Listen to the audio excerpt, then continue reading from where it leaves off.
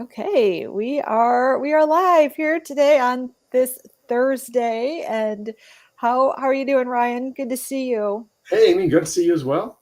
How you Thanks. been? I've been good. I've been unexpectedly super busy, and I'm kind of thinking you have been too. I mean, Yeah, that's a really great problem to busy. have. But yes, it's a very busy season, which is awesome because that means our students are starting earlier, which is exactly what we want them to do. Yeah, totally. Our students are starting earlier, which is what we want them to do. And I think that lends perfectly to our topic today. And I'm just so interested to hear from you. And I know our viewers are interested to hear from you. And mostly parents are our viewers at this point. What steps can parents take now? Especially, I'm not talking about the parents whose kids have already started working with you, who have a plan, Right. who, even though they know they have a lot of work to do for college applications, so really thinking of your seniors, they feel more in control. So what can parents do now to help their seniors, especially if they're realizing these college applications, especially with so many changes with college admissions since the pandemic and just various issues that have been on the table for college acceptance, anyways. What are one, two, three simple things that will go a long way that parents can do now? And I thought it would be fun then also to hop into my end of the world and share just a couple of golden nuggets of how parents can help their kids feel better about the writing portion That's a good idea. and the essay portion. But before we dive into it, I mean, from your perspective as, a seasoned and experienced college consultant, what are some of the other than feeling frazzled and stressed, what are, some things you've seen where, kids, parents, they have felt like they could rush through, and then they call you at the 11th hour, and you're like, oh, if they just would have kind of holded me 3 months earlier. I mean, can you think of any interesting situations, or and if not, then just to hop right into, some of your advice for parents? Oh, sure, sure. I could give you a whole bunch of those. We could be here for 4 hours talking about that. Yes, Well, I'll give the you a great usual. example. And this is the first thing we want to tell our students and parents that are listening today is we want to get organized, right? We know what the deadlines are. Okay. And it's easy to miss these deadlines. And I'm just not talking about college application deadlines. There's Okay. other deadlines that are coming up as well. I'll Like give you a what? quick Like, example. So, yeah, so a few years ago, I had a parent of mine who worked for one of the local banks. I'm not going to mention which one. of course. And we were going through the process, and they were doing very well with keeping organized and the applications. But I asked them about scholarship applications. I said, Okay. how are you doing with scholarship applications? She said, well, I haven't really started. And I said, okay, yeah, we talked about that a few weeks ago. It's probably a good idea for us to start looking into that Mm. because private scholarship application due dates, there's no standardization, right? It could Okay. be in July as the due date for the application. It could be next June for the Right. senior year, right? Right. So we went through this process, and I said, well, where do you work? Where does your mom and dad work? They said, oh, they work at the bank. And I said, well, Mhm. I know this bank has a scholarship for Mm. you, for Mm. students, for employees of that bank, right? Mhm. I said, that'd be a great place to apply. You have all the qualifications, you're smart, you're intelligent. Right. I think this would be a great one for you to apply to. Yeah. And mom and dad were like, oh, yeah, we forgot about that. Let's go look that up. Mm. Well, they called me the next week and they said, Ryan, we missed the deadline date. I knew you were going to say that. Yeah. It happens all the time, right? Okay. Okay. So really, these other kinds of due dates are just as urgent, depending on, the specific student, if scholarships are involved. Hmm. Oh yeah, Hmm. yeah. So there's, you're juggling a lot, right? I mean, there's Right. so many things. You're trying to ask for letters of recommendation, you're writing your Hmm. essays, you're trying to fill out your applications and build up your resume and all these other things that are going on. Hmm. We got to get organized because Well, and not to mention, and this is the teacher coming in. I mean, let's face it, for some of these kids, they're not done with school, right? So yeah, I'll tell my students, I'm like, look, if you're in the middle stack and you've submitted your applications early and they've moved you to waiting for everyone else, right? You better believe they're going to look at your first semester senior grades. So sure. now here we have other due dates as far as taking 4 or 5 classes. So So from what I'm hearing from you is to become super clear with all of the due dates. I mean, ultra organized. And what is one of the best techniques and ways to do this? I mean, I'm thinking like it's your old, assignment notebook out and write these due dates down. I mean, how do you help your students in that regard? Yeah, I just try to break it down in small steps, right? To Yeah. make it not overwhelming. So I think of it kind of like running a race where we have these hurdles, right? Yes. So the first hurdle for us is, creating that college list. What are If we can create that good college list, then we can wrap our hands around what work we have to do, how many Okay. letters of recommendation we need to get, how many Right. essays we have to write, so on and so forth. So until we get that college list, we don't know what we're dealing with, right? So we Okay. got to build that college list first. That's the first one. Second one is the common application, starting Yep. that. And the third one, as we're talking about, is the common app essay. Yes. And then the fourth one is the supplemental essays, right? So Yeah. those are kind of the big hurdles that we're talking Those about. are some of the big hurdles. And, I can't help think that you must have different techniques and strategies based on when students start working with you. And it's actually a question I've always had. I mean, I know you're going to have your urgent last minute, parents and students going to be September. It's going to be October. You're going to have seniors, and that's like ultra stressful. Versus even now is kind of late in the game. I mean, what do you think is the ideal time for? I mean, I guess it depends on the needs for a parent to contact you, and their goal is this. They have a little idea of what college applications entails, but they really do want to stay a step ahead of it.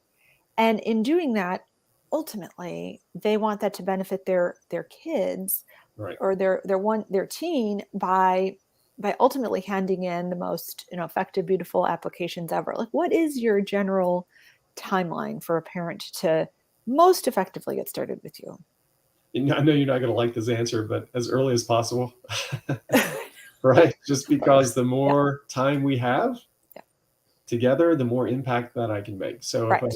a senior comes along right now or says, "Hey, Ryan, I want to work with you in October," yeah, I can help them. Right. We're pushing a lot in a small amount of time, and I can make an impact, but I could make a bigger impact if I Yeah. had months to work with the Right. young lady. Yeah. And what about, Ryan, with the general college application? And if right now parents of seniors are thinking, oh, we could really use some help with strategy, and Mhm. thinking my son or daughter has had an abundance of activities, or my son or daughter has really had a scarcity of activities. And how over the next few months, if they're really focusing on that October 15th early action due date, maybe November 1st for some of these colleges, like what is one thing that you would say this is essential that you do, like right now? Like, I know there are 15 things, but Yeah. Yeah, what is there's the 15 one thing? things. Yeah. And so for the student that maybe only has a few activities and they're a rising senior, that's okay. Colleges are only looking for a few activities, Yep. but we really have to really do a fantastic job of describing those activities and what you Okay. accomplished in those activities on the application. And you only have Okay. 150 characters, not Yeah. 150 words. It's like a tweet, 150 characters Right. to describe that. And that's where the art and the science comes in uh to really make a huge impact on that application. So yeah. for that young man or young lady, writing that application, filling out the activities list on the Common App is going to be so important. Yeah. So important. Yeah. So, okay. So, and I'm trying to capture, so really to strategize, I love what you said. I've never heard you say that before, the art and the science um, of the overall application, the activities, and then, of course, connecting those to the due dates, really to Yeah. making sure that application is, cohesive and makes sense.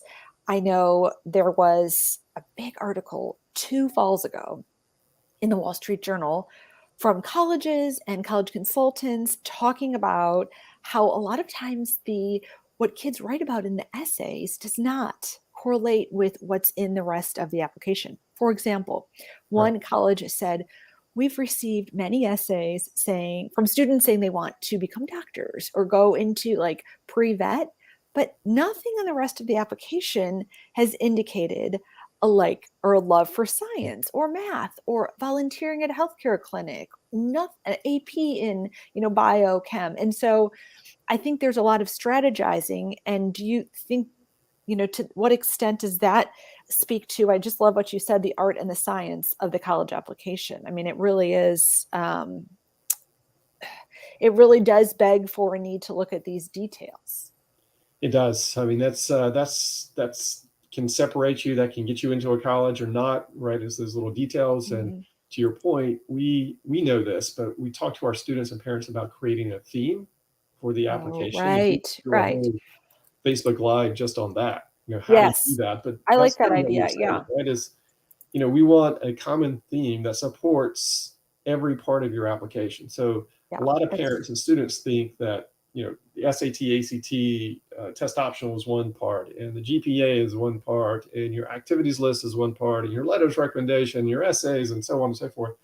No, it's one cohesive application, and they should all kind of right. support each other. Right. Along those lines, I think, what do you think about this? I had a student a few years ago who had low grades at first and then had this eureka moment, so to speak, like, oh my Sure. gosh, I need to improve my life. And this student's self improvement, so this was like the student's theme, Right. that transformation came through with the sport that the student was in, like amazing, like lost weight, started eating healthy, incorporated healthy study habits. So my point is the grades in the transcript correlated with then the success with the sport, Right. as well as made a beautiful story that just made sense for that student's application. And that student, Ryan, got into colleges that she did not even touch on the lower end of the SAT, Right. and definitely had lower grades. But along the lines of what you've already said, truly illustrated the art and the science facts examples that connected that application with the writing part. And really what I'm hearing from you, and also I agree with this completely, is right now parents are saying, okay, that makes sense, I get that. And one of the neatest and most effective ways to create that beautiful brand or that theme is by allowing time, Sure. right? Is by allowing for time to meet, to consult, to complete the application, to have you look at it, to have Yeah. me review the essays, to give feedback without the pressure of 3, 4, 5 AP classes and a fall activity. Yeah. So really, time is a huge factor. Yeah, to your point, and let's use this young lady or young man as an example. What if you went to your teacher and said, Miss Smith, Mr. Clark, Miss Haskell, I'd love for you to write me a letter of recommendation. Um, would you, number one, and you remember how I started off really bad, poorly in your class, but I stayed after Yeah. and I worked really hard Yep. and I really got to know the material, and he showed me how to study for my test, and my grade went from a C to an A plus by the end of Right. the year. I would love for you to kind of mention that in my letter of recommendation. Yeah. Now you're I mean, supporting love a that. theme, Yeah. right, of your application. Yeah. Yeah. Yeah. Okay. That is so good. So really to connect, the teacher recommendation. And again, Ryan, there's been enough time to think about this, to strategize, to go and ask the teacher, to actually point Exactly. out you as the student, your growth and improvement as a student. Because let's face it, a lot of these teachers, with over 100 students, remembering that story. But I always told my students, write some notes for me that you want me to include. And that would help jog my memory of that student in, sophomore year honor English or junior year. Yeah, that would help. Um, I We think need to that's create a I think packet that's to give to fabulous. teachers just to do that. Right. Yeah, Right. we show them how to create this packet because, like you said, these teachers are writing how many essays? I mean, how many letters of recommendation? Right. Right. 30, Yeah. 40, 20 Right. in there. Yeah, I do that too, coming from a teacher point of view. It really helps. I remember students coming, hey, Miss Haskell, will you write me a letter of recommendation? Of course I would. And then looking at the student and thinking, okay, what specific of, knowing me, I did remember some like comments in a class discussion, or the student coming in for hours before school, after school help with an essay. But what about that, generally pleasant or, Right. average student who I'd be happy to write an essay, but I need content. I need Sure. specific details. So I think it's okay to actually, this would be a great Facebook Live. I think we could dive deeply into how to help encourage and tips for your junior or senior to ask their teachers to write a recommendation. The Oh, yeah. worst thing is like, hey, Miss Haskell, will you write me a letter of recommendation? Right. Okay, see ya. Yeah. When do you need it by? Monday. Yeah. Oh, right. All right. And then that, yeah, well, that's enough time, right? Right. Time. Now, here's a question I have, and this is thank you so much for your tips. I think this is just absolutely fabulous, and I love that everything that you have said is urgent and important right now. I mean, truly, truly valuable, Ryan. So thank you. And this is an interesting question. So as far as the strategizing for your overall applications and thinking about the essays. I don't know about you, but this year so far, I'm having a lot of students, boys and girls, when I ask them, well, how do people describe you? Or what do you think are some of your greatest strengths? I'm having a lot of students say kind of this canned answer of leadership. Mm. So then I'll say, well, what do you mean? And they'll say, well, I don't know. My mom says I'm a really good leader. Okay, well, let's take a step back. We do have time right now, but the students kind of look at me through the Zoom like a deer in headlights. Yeah. So, are you seeing any of this, like these big general ideas, yet behind it there's total confusion? And if so, what do you do with that? Yeah. I'm getting not only leader, but also I'm interested in other cultures. I hear that a lot. I'm Me like, too. oh, okay. Well, what do you mean by that? Right. He goes, oh, well, I go to this 1 week church thing in Haiti or something like that, right? And I'm going, well, yeah, that's good, but you also got to, it can't just be a 1 week trip to show and demonstrate that you're interested in other cultures. Right? You really have to dig in and show additional items or activities that you've been involved in if you're truly interested in a culture. Mm, Right? Well, hmm. let me give you an example. I had a student of mine just yesterday, and she is from India, Mm. but she works with a lot of local community organizations, and she has taken 6 years of Spanish outside of her Oh, high school yeah.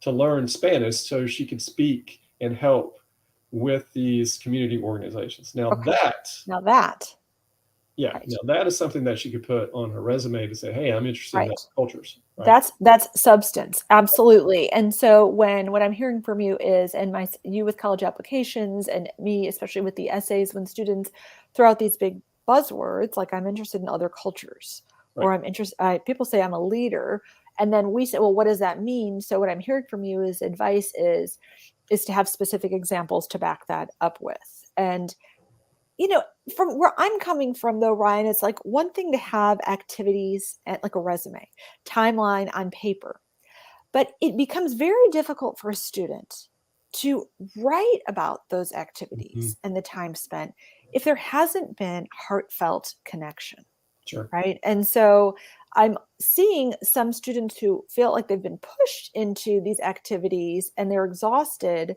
and that heartfelt connection isn't there because of the pure exhaustion, and then they beat themselves up because they feel like they have this expectation for themselves to be Right. able to write about, to be able to write 650 words in that Common App essay about that activity. Well, I wanted to wrap it up with something else connected to this idea of these big topics like Okay. leadership or culture, and I think that's an excellent story, by the way, with how can parents really give some thought and help their students strategize for their overall college applications and then also for the essays. And I was reading this book yesterday, by Stephen Covey, who wrote a long time ago The 7 Habits of Highly Effective People. Great And so book. he cites a lot of case studies about schools that have been transformed following some of his principles. I mean, phenomenal, like schools that were performing really low, and it took a while, but they incorporated teachers, leadership, some of the principles. And he asks parents to think about this question. I thought this would be super helpful for you with your students and me with the college essays is because parents always want to say, well, I want to help, but I don't want to do too much. Right. And then that's where we come in. But I thought this was very interesting. And for you to think about this also as a parent, it's what skills, what traits has your child, this is kind of fun, demonstrated since they've been really little? So I would say, age 3 to 8, age 3 to 9, as far as under this umbrella of leadership. So what skills, what traits naturally? So for example, one of my kids is very detail oriented Mhm. and just likes a process and can remember specific amount of detail. And I have 4 children, and another one that I'm thinking of right now is just kind of shrugs things off and can talk to anyone, and easy, happy go lucky, yet with a focus. Now both of those, Ryan, are completely different, but wouldn't you say they both could fall under the umbrella of leadership? Of course. So specifically what I wanted to end with today, because I know it's really hard as a parent of a teen who you've spent your whole life trying to carve out the best path for your children, knowing if you're, aware if you're doing too much, not wanting to be a helicopter parent, wanting to give them the best opportunity for a bright future. And of course, that's a discussion on its own. How do we define bright future? But I think right now it would be valuable work for parents on their end, whether it's the college applications overall, whether it's searching for colleges, or whether it's starting off to strategize for these essays, is to help your kids by thinking, okay, you know what? Since you've been 5 years old, you've naturally had these leadership characteristics. And to just spend some, and that is so much fun to go back in time, because studies show, some scientists, some social scientists, this is phenomenal, say 80% of who we are deep, deep down is formed by the time we're 3. Hmm. Now, I know given external factors and Right. culture and society, and then middle school hits, a lot of that can be altered. But Sure. if you really can go back in your own mind to preschool, and then it's probably easier for you as a parent to go back to what your kids were like. Could you start there by giving them food for thought to help break down some of these big buzzwords, whether it's breaking down culture, leadership, society, right? And so I thought that was my wisdom bomb I wanted to drop for today. What gifts, what skills has your child demonstrated, what personality traits since they've been really little? Because if those are still there, that's some interesting material to work with for both the applications and even searching for colleges. And of course, the art and science of the essays. Right. So yeah, so I will, when we're done, I'm going to post some of these specific questions in our chat. So are there any final thoughts or comments or golden nuggets you wanted to leave with us? And please tell us again where parents can get a hold of you now, Ryan. Sure. The easiest way to do that is just on my website, clarkcollegeconsulting.com. And I would say the last nugget is time management. This is a great precursor to college, because in college a lot of these young men and women have never done a lot of time management, especially Mm, some of your really smart students that don't need to really try very hard in high school. They don't need to have time management because it just takes them, a little time to study, and boom, they can pass the test. It's right. probably going to change in college, right? So this college process, there's a lot of time management associated with it. Organization, as we mentioned, this is the time to teach them how to do this. And this is where we can help them with that, right? Give them some instructions. Mhm. That's really fabulous. And I just thought of something as far as really transitioning you as the student from high school, especially like you said, if you have a high performer and high school has come fairly easy, how can they actually transition in being a more mature student and person by being cognizant of time, by managing it more effectively? And you could break that down: goal setting, commitment, and really using the college application process to step into their new, more adult self. Right. Yeah. And by doing that, gosh, talk about picking up momentum, talk about motivation, right? Like, let's leave some of those traits behind in high school, even if you were a phenomenal student, because like you said, life as a college student is a whole new ballgame. So Sure. yeah, well, thank you so much as always, and I look forward to more of these Facebook Lives with you. And audience, if you're watching this on the replay, please leave us a question. Please type in #replay, and then Ryan and I get to see when a lot of our audience members are watching this. And if you ask any questions, we'll be sure to answer on this post, or we could message you privately. So thanks so much, and we'll see you very soon. Bye-bye. Bye.